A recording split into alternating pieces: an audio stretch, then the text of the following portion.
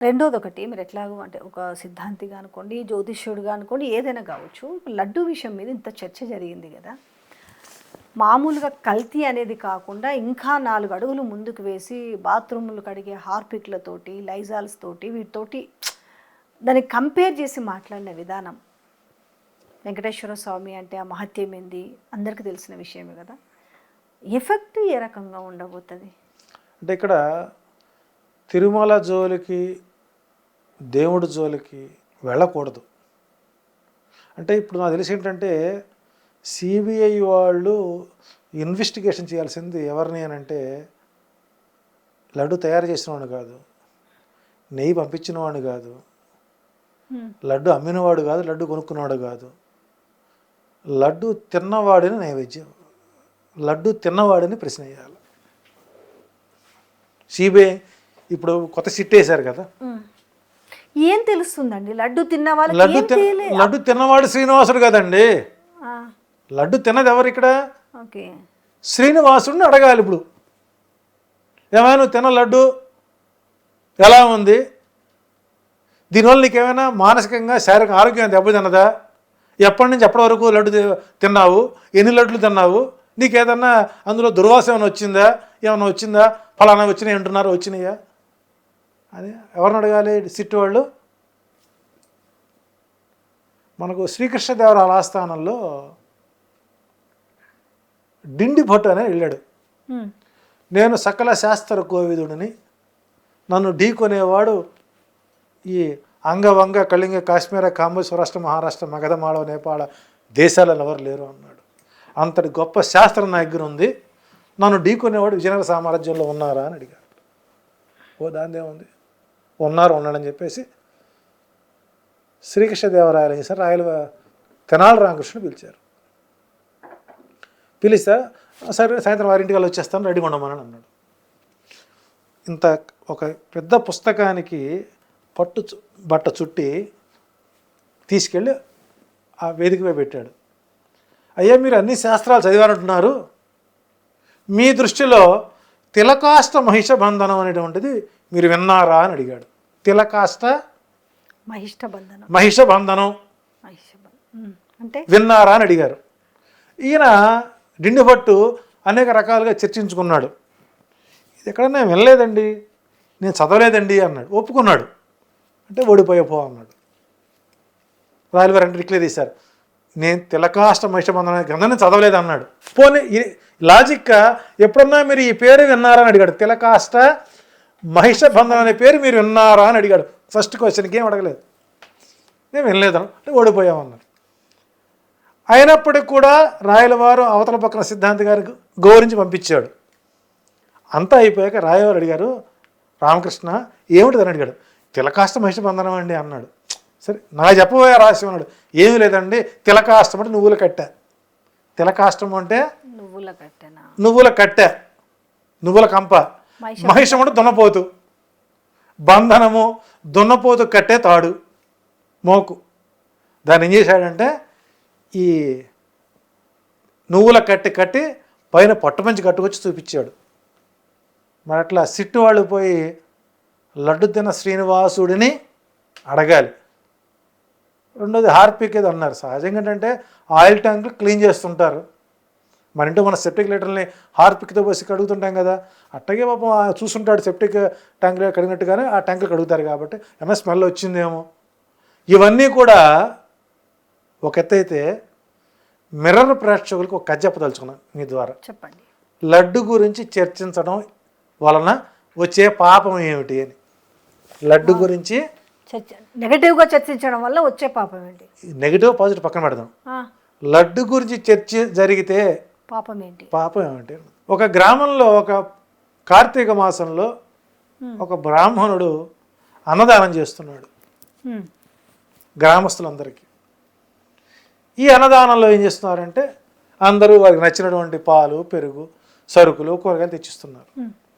ఒక యాదవ కన్య నెత్తిన పాలు పెట్టుకొని, పెరుగు పెట్టుకొని ఆ బ్రాహ్మణ సంతర్పణకి ఆ పెరుగు కొండ ఇచ్చింది. ఆ పెరుగుని అందరూ వాడారు, అందరూ తిన్నారు. ఆ పెరుగు తిన్నటువంటి ఈ యాదవ కన్య కూడా అందరూ చనిపోయారు ఓగోముడిగా. ఈ మధ్య కనుక రాజమండ్రిలో కనుక పాల కల్తీ జరిగి ఎలాగే చనిపోయారో, ఆ యాదవ కన్య ఇచ్చినటువంటి పెరుగు అన్నదానంలో తిన్నటువంటి ఆ కన్యతో సహా అందరూ మరణించారు. అది అలా అలా అలా ప్రచారమై ఆ దేశపు రాజు దగ్గరికి వెళ్ళింది. బ్రాహ్మణ్ణి పిలిపించారు.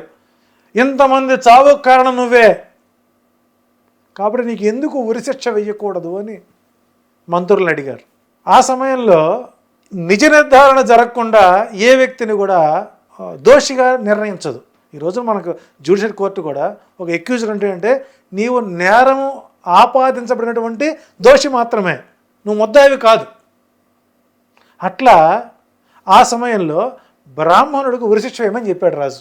అప్పుడు ఆ బ్రాహ్మణుడు ఒక మాట అన్నాడు, తెచ్చినామే తెలియదు అందులో ఏముందో, తిన్న వాళ్ళకి ఏం తెలియదు, పెట్టిన నాకు తెలియదు.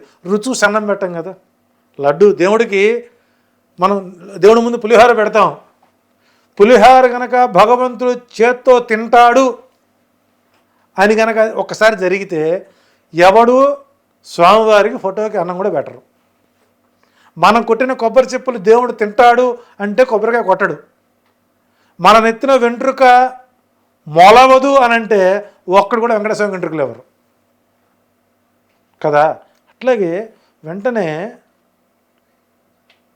ఒక ఋషి వచ్చి ఒక మాట అన్నాడు, రాజా నీ ఆలోచన తప్పు, జరిగిన వాస్తవం ఇది. ఆ గొల్లభామ నెత్తిన పెరుగు పెట్టుకెళ్తుంటే పైనుంచి ఒక గద్ద ఒక పామును తన్నుకుపోతుంది. ఆ పాము వదిలినటువంటి విషబిందువులు దాంట్లో పడటం వలన ఇంతమంది మరణానికి కారణమైంది. కాబట్టి వాస్తవాలు తెలియకుండా జరిగినటువంటి దాన్ని వాస్తవాలు తెలియకుండా కంటితో చూడకుండా చెవితో విన్నదానికి ప్రాధాన్యత ఇచ్చిన వారు మహాపాపులుగా గుర్తించబడతారు సమాజంలో. ఈ కథ నేను చెప్పింది కాదండి, గరుడ పురాణంలో పాపం ఎలా వస్తుంది అంటే కంటితో చూస్తే మాట్లాడు, ఇక్కడ చెవితోనే వింటమే, ఎవరో చెప్పారు మనం విన్నాం. కానీ ప్రసాదం అనేటువంటిది రుచి ఎక్కడ తెలుస్తుంది మనకు?